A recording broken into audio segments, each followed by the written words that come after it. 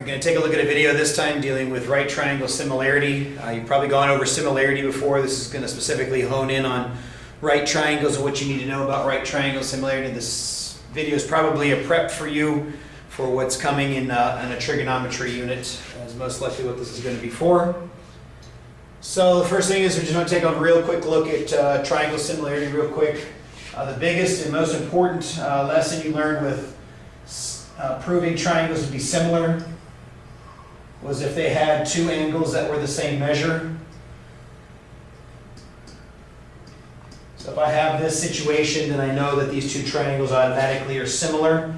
If they're similar, that means they have a ratio. We'll get into all that here in just a second. The key is you have two angles that are the same. If you have right triangles, you already have one angle that's automatically the same. So if you know that every triangle that you're dealing with in a particular situation is a right triangle, then you automatically know that it has to have a right angle in it. So you automatically have one angle. So all you need is another angle, and that gives you the two angles that you need in order to prove that the triangles are similar. In this case, the one I have drawn here, maybe this angle is the same as that angle. If those angles are the same, these two triangles are automatically going to be similar. Another situation where you might see this, picture-wise, might be in a situation like this.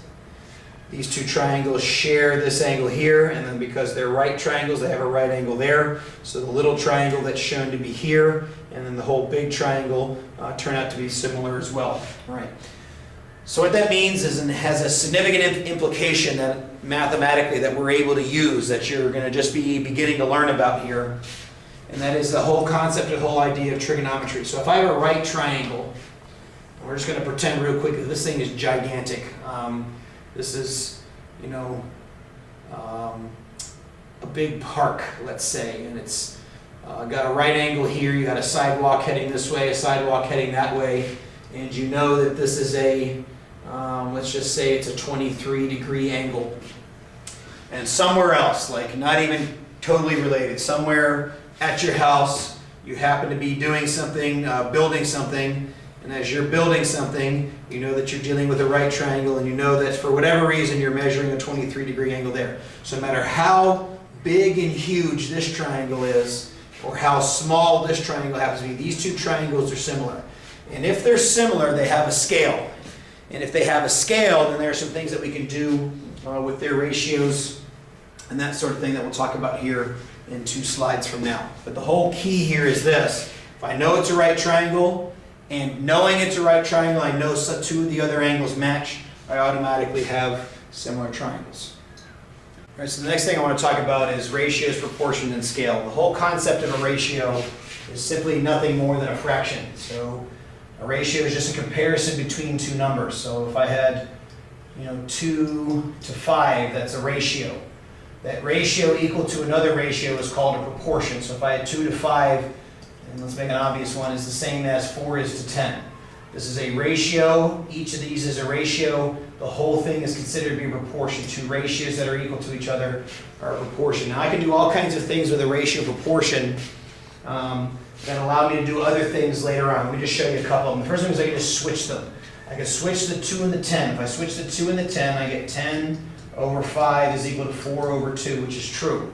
So switching those doesn't change anything. Switching these, 10 over 4 is equal to 5 over 2 is also true. So you can switch across your diagonal, which is a lot of where the idea, if you've heard of cross multiplication before, comes from, is that the fact that in order for a ratio to be a true ratio, this times this has to be equal to that times that. In each one of these situations, all I'm doing is switching the numbers that I would have been multiplying, right? So when I have a scale, say a scale of 2 to 5, in one shape I don't know how big it is, but I know in the other shape I've got 10, I can use this fact and this idea to be able to go through and figure out what it is that I need to figure out. So if you cross multiply and get 5x is equal to 20, you end up with x is 4. So there's a couple different things to know there. The ratio and a scale is a ratio, that's all those are. But a scale and a ratio can be turned into a proportion to be able to solve a situation that you might need to know about. All right, so that preps us for something that's fairly big. Preparation for the idea of trigonometry. So this takes us back to wrapping all this up. If I have two right triangles that are similar, So I know they're right triangles. I know they have another matching angle, which automatically means that these two triangles are similar to each other. As long as I stay consistent, I can come up with all kinds of things. So let's talk about a couple that you'd probably be used to, and that's the first is comparing the little shape to the big shape. So I'm just going to keep using the same number. Let's just say I have 2 there and 5 there. So I know the scale is 2 to 5. By the way, it's okay to say 5 to 2. We normally write the smaller one on top, but it doesn't have to be that way. And then I want to compare some of the other sides. So let's just say I want to compare this side. Let's just make an easy number here. Let's just say this is the 10 we were talking about a second ago, and this is x. So I can set up a proportion based on this idea. Since my 2 is my top number, x goes here, 10 goes there, and I can solve the proportion the same way that I did on the previous slide. But what's important here is this. Because I can move these things around, I can actually do a little bit of manipulation, and this is the important piece. 2 goes with the x, that's me, I'm switching the x and the 5, as 5 goes with the 10. And what that means is when you have similar triangles, the two sides you compare in one triangle, and as long as you compare the same two sides in the other triangle, you always get an idea of something that's the same. That gives us something extremely useful in mathematics. What I'm now able to do is say if I have a right triangle with a certain angle measure, no matter how little that triangle is with the same angle measure, or how huge my triangle is, as long as I have a right triangle with that same angle measure, the value you get when comparing two of the sides of the triangle always turns out to be the same. So it allows me to be able to solve, allows me to first of all know that they're similar, so no matter how little it is, the same two sides being compared gives me the same answer or the same ratio or the same relationship as a giant triangle that's comparing the same two sides in relation to whatever that particular angle is. All right? So that's a fairly easy little lesson. It's mostly based on similarity, and it's prepping you for an idea that's coming to do with trigonometry. We're going to deal with a little bit with ratio, proportions, moving things around, and some different things like that. But this whole concept of right triangles, all you need is one other angle to know they're similar.